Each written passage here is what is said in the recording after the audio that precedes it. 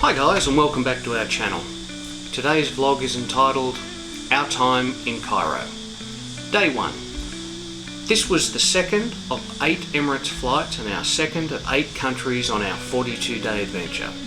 We began preparing for Cairo in Dubai after being instructed in our booking confirmation 3 months earlier to contact the hotel within 48 hours of arrival to confirm our flight details, as we were being picked up by their driver. While in Dubai, we emailed, texted and even called, no answer, and received no response. Our biggest concern was simply knowing where we were meant to meet the driver. After leaving the Emirates first class lounge, we headed for our plane. Our first class flights on the Emirates A380 was an experience we had been waiting for. The departure time was set for 3:15 p.m. with an arrival time of 5:15 p.m. On boarding, we were shown to our seats and offered a glass of Dom Perignon, warm nuts, pyjamas and our menus, and I even booked my shower. We departed on time, and not long after takeoff, we headed down to the bar for our Polaroid. We talked, we laughed and enjoyed a wonderful Emirates first class experience. When we arrived in Cairo and left the plane, we followed the signs to the baggage collection. We did not walk slow and tried to see any signs with our name on them. We were approaching the baggage collection area. We saw the visa on arrival sign and headed straight for the queue to purchase the visa. The queue moved fast. This was very easy. Walk up to the counter, pay $25, get handed the visa, and we were done. We were now running out of time to find our driver to get us to the hotel. We didn't see him before customs, makes sense, so he's probably waiting just after customs. We showed our passport and visa, and within minutes we were through. Still no sign of the driver. Maybe he was outside. Out we went into a massive crowd of people, cars and noise. Still no sign of the driver. We thought, okay, we missed him, but there was no getting back into the airport through the door we came out of. It was exit only, and yes, we did try. Our options were now extremely limited. As soon as we walked out of the doors at Cairo airport, we were hounded by taxi drivers, all calling out and offering lifts to our hotel at the same time. It was loud, chaotic and definitely an intense welcome to Cairo. Mel was very stressed and decided she'd had enough, and decided we would find a car or taxi and get going. Our next problem was they would only accept cash, and we had no local currency. Eventually we picked one.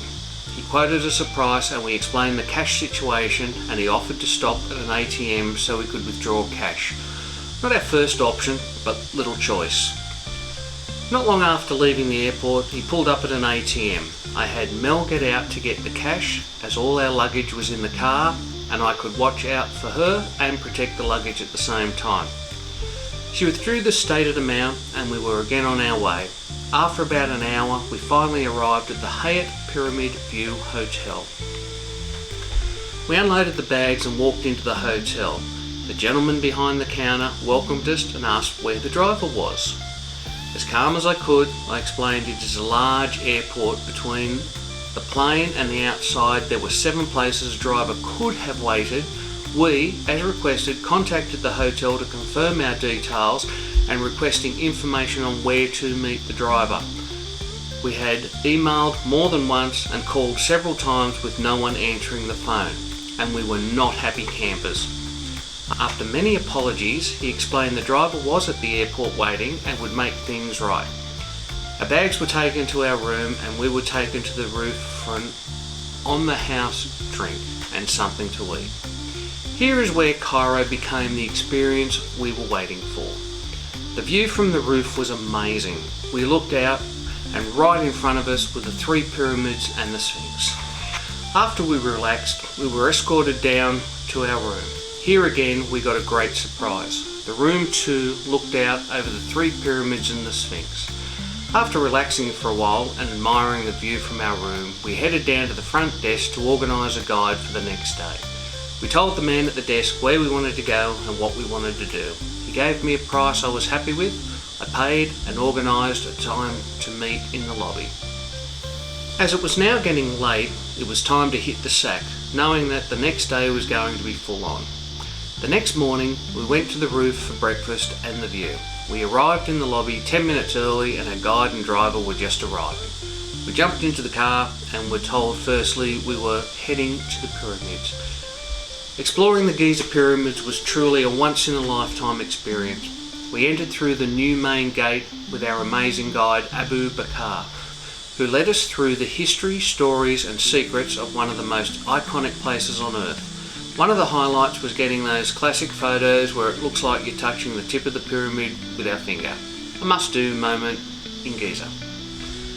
We hopped on the guide bus, which made it easy to reach all the best viewpoints around the plateau. From every angle, the pyramids felt massive and unreal, especially seeing them up close after years of only seeing them in pictures. The most intense part of the day was going inside the Grand Pyramid of Khufu. Once you enter, the temperature rises fast. It's crowded, hot, humid and has very little airflow.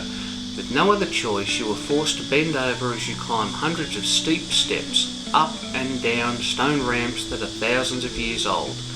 It's physically demanding, but knowing you're walking the same path as people did over 4,500 years ago makes it completely worth it.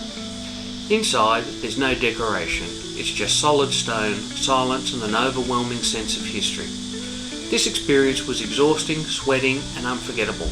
From panoramic views to ancient chambers hidden deep inside the pyramid, Giza is something everyone should experience at least once in their lifetime. After an unforgettable time at the Giza pyramids, we jumped back in the car with our guide Abu and his driver and headed to the next stop, Memphis, Egypt, the ancient capital of the Old Kingdom. Memphis might not look much today, but this place once stood at the heart of ancient Egyptian civilization. As soon as we arrived, Abu started explaining how Memphis was founded over 5,000 years ago and served as the political and cultural centre of Egypt for centuries. One of the highlights here is the colossal statue of Ramses II. Seeing it laying down up close is unreal. The size alone is mind-blowing. It really puts into perspective how powerful and important these pharaohs were. Abu pointed out details you'd easily miss, like the carvings and proportions that were designed to show strength and divinity. Walking through the open-air museum felt calm and peaceful after the intensity of the pyramids. You can see the ancient statues, ruins and artefacts scattered across the grounds, all surrounded by palm trees and farmland. It's quiet here, which makes it easier to imagine what life might have been like thousands of years ago. Abu explained how Memphis connected Upper and Lower Egypt and how it had played a huge role in religion, trade and governance. Even though much of the city is gone today, the history here is still incredibly powerful. Visiting Memphis after the pyramids was the perfect way to slow things down and really absorb the history. Cairo Day 2.